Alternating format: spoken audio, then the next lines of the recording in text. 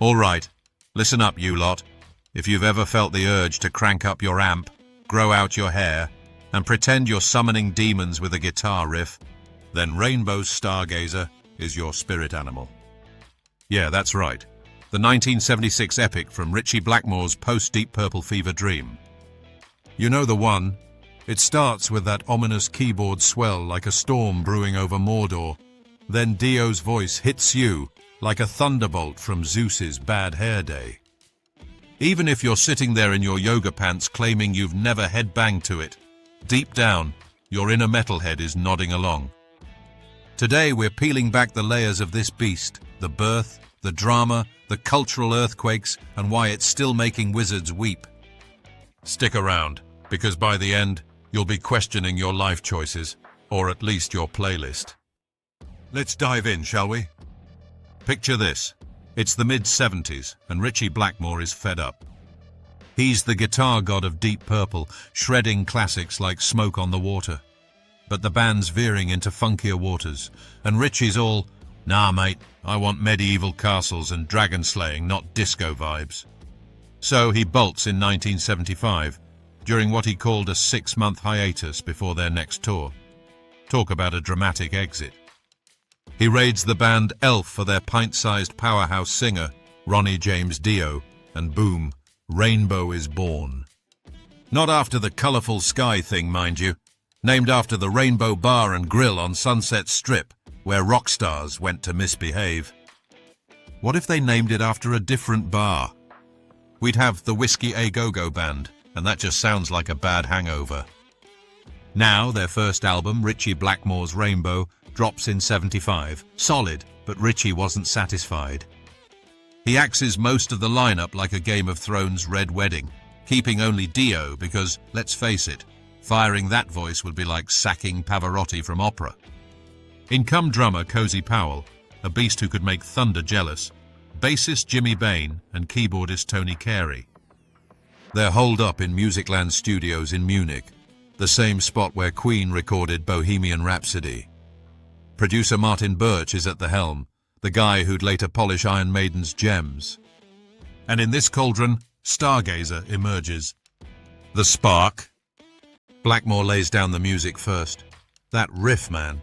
It's like a caravan crossing the desert on steroids, with Eastern scales thrown in because Ritchie was obsessed with classical and folk vibes. He even dragged in the Munich Philharmonic Orchestra for the strings, turning it into this symphonic metal monster before that was even a thing. Dio pens the lyrics, drawing from his love of fantasy. Think Tolkien meets ancient myths. He later said it's from the perspective of a slave in Egyptian times, slaving away under a mad wizard's delusion. Obscure trivia alert. Dio was a history buff, obsessed with medieval lore, and Blackmore was into seances and the occult. What if they actually summoned something during recording? We'd have ghosts on backing vocals instead of the orchestra. Let's break down those lyrics phase by phase, because they're a storytelling masterclass wrapped in metal. It kicks off with the setup. High noon. Oh, I'd sell my soul for water. Hot sand burning on my back. Visceral, right? You're there in the desert, sweat pouring, chains clanking. Dio paints it like a gritty spaghetti western, but with sorcery. This is the slave's plight, toiling under the wizard's spell. Origin? Dio pulled from biblical tales of pharaohs and pyramids, but twisted it into a cautionary fable. Meaning, hubris, baby. The wizard's ego is bigger than Blackmore's guitar collection. Then the build. In the heat and the rain, with whips and chains, to see him fly, so many die. Mini cliffhanger here. You're hooked, wondering if this tower to the stars will work. Trivia. The phrase "to see him fly" echoes Icarus myths, but Dio amps it up with slavery vibes, a swipe at blind faith in leaders. What if modern politicians built towers? We'd have Congress stacking bricks while we foot the bill. Oh wait, that's taxes. Mid-song, the tension peaks. We built a tower of stone with our flesh and bone just to see him fly, but not even why. Sensory overload. Feel the stones grinding your hands, the exhaustion. Dio's roaring now, channeling the slave's rage. Obscure fact. This line riffs on Tower of Babel stories, where humanity's arrogance pisses off the gods. Ripple effect? It inspired a wave of fantasy metal. Bands like Manowar and Rhapsody owe their sword-swinging anthems to this. Funny aside, if the wizard was real, he'd be the original Elon Musk, promising stars but delivering sweatshops. SpaceX? More like Slave X Amirite? The climax hits with Cozy Powell's drum solo, 2 minutes of pure thunder, like he's battling a dragon with sticks. Then Dio wails, "Now where is our Stargazer? He's falling, oh he's calling." The twist. Wizard climbs, slips, plummets, splat. Meaning? Don't follow false messiahs, they'll lead you to ruin. Dio called it a morality tale, warning against idols, maybe even a subtle dig at rock star egos. Absurd what if? Suppose he didn't fall? He'd reach the stars, start a cosmic Airbnb, but with zero gravity and infinite rent hikes. The song fades on that orchestral swell, leaving you breathless. 8.5 minutes of epic, no filler. All right, onto the album Shenanigans. Rainbow Rising drops May 17th, 1976, just 6 tracks, but each a colossus.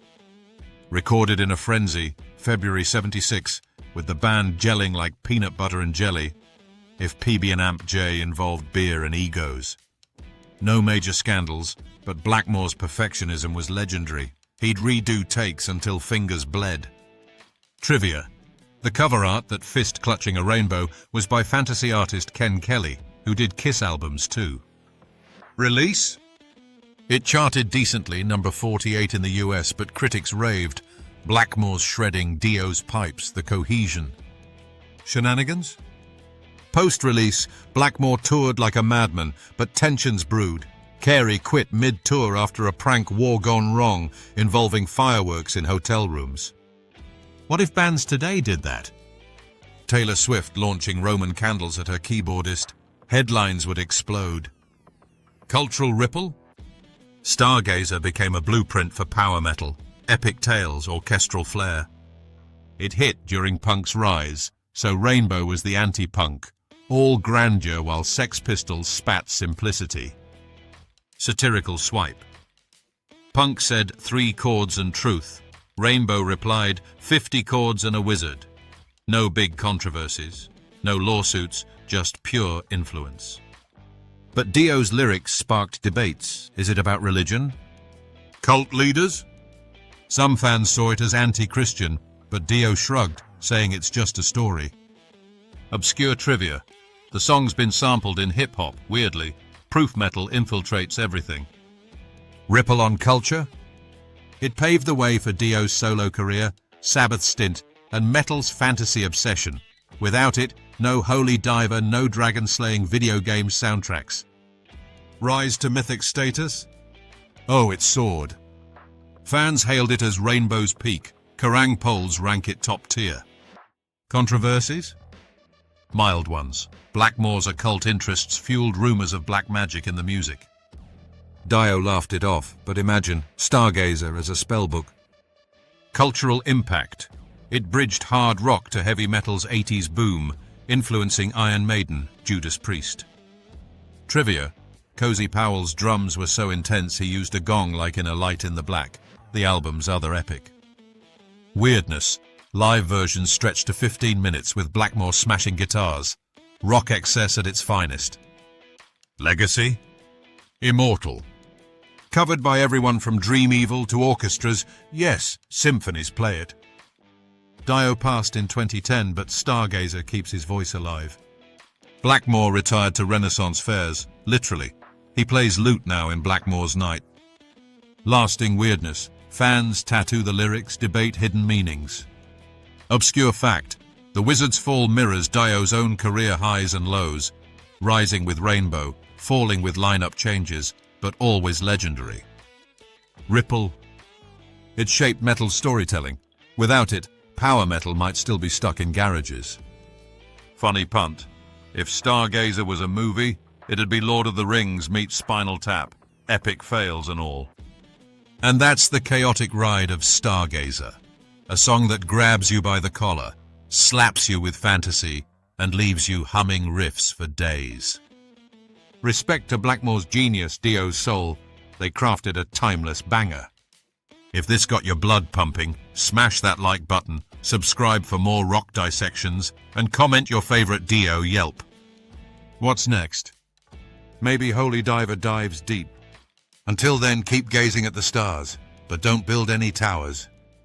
Peace out.